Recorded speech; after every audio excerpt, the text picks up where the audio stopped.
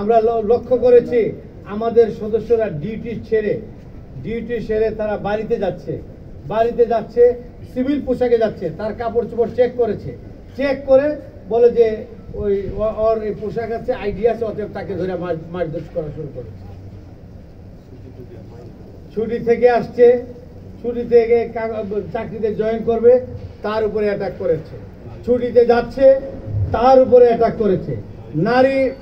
নারী সদস্যরা ডিউটিতে আছে, ডিউটি থেকে আসছে, ডিউটিতে যাচ্ছে, তাদের উপরে অ্যাটাক করেছে। আমাদের এক সদস্যের সন্তান, সে তার বাবার ড্রেসগুলা নিয়ে, বাবা আছে ডিউটিতে, এটা হয়তো বা ওয়াশ করার জন্য বা কোনো কারণে নিয়ে যাচ্ছে, সে ডিউটিতে ব্যস্ত আছে। ওকে দেখেছে শিশু সন্তান, 10-12 বছরের শিশু সন্তান, কোমলমতি সন্তান, তাকেও তারা ক্ষমা করে নাই, তাকেও তারা চরমভাবে অত্যাচার করেছে, নির্যাতন করেছে। আমরা লক্ষ্য করেছি সাংবাদিক ভাইরা, তারা তাদের পেশাগত দায়িত্ব পালনের জন্য আমাদের সাথে যারা নিয়োজিত আছেন, তাদেরকেও তারা ক্ষমা করে নাই, তাদের প্রতি তাদের বিদ্বেষ, আক্রোশ, তারা আক্রোশের বশবর্তী হয়ে তাদের উপরে আক্রমণ করতে ক্ষান্ত হয় নাই।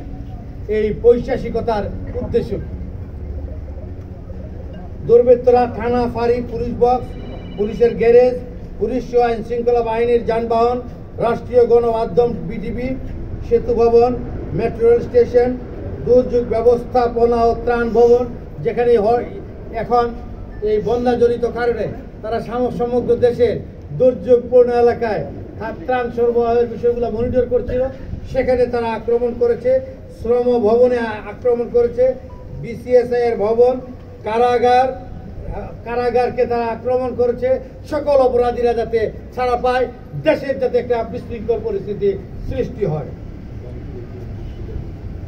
ব্যাংকের এটিএম বোধ ভেঙে ফেলেছে, ডাটা সেন্টার, স্বাস্থ্য অধিদপ্তর, এলিভেটেড এক্সপ্রেসওয়ে, টোল প্লাজার আগুন দিয়েছে, ব্যবসা ভবন, ঔষধ প্রশাসন, মিরপুর ইনডোর স্টেডিয়াম, বিআরটিএ, এমনকি ফায়ার সার্ভিসের গাড়ি ভাঙচুর, অগ্নিসংযোগের মতো ন্যাক্কারজনক ঘটনা ঘটাতে পিছপা হয়নি।